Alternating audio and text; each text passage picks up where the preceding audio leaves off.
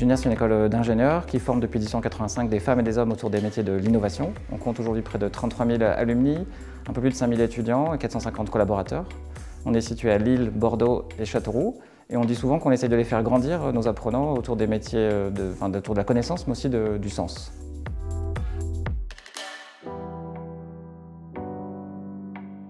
En RSE, donc on a vraiment l'embarras du choix. On a structuré notre action autour de 20 domaines prioritaires, 4 grands piliers. Mais ce qui est sûr, c'est qu'on veut vraiment s'adresser en premier à notre partie prenante principale, que sont les étudiants.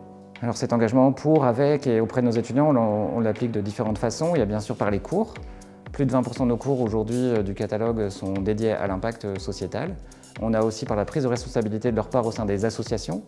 On travaille aussi avec eux sur la proximité avec le monde économique, par les stages et les projets. Et puis quatrième axe, c'est la gouvernance. Quelques places au sein du conseil d'administration leur sont dédiées.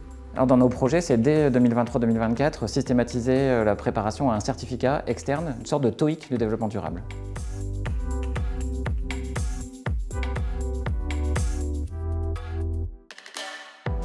Un de nos engagements forts historiques en RSE, ça a toujours été sur le pilier environnemental. On est certifié ISO 14001 depuis 2011. C'est assez rare dans le monde académique d'avoir cette certification qui est plutôt industrielle ou liée au monde économique.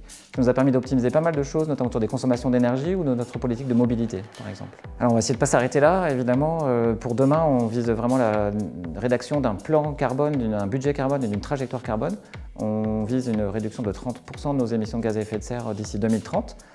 Notamment en révisant notre politique de chauffage, en passant au chauffage urbain, en retravaillant un peu notre politique de mobilité, y compris à l'international, et en optimisant nos surfaces foncières sur l'île.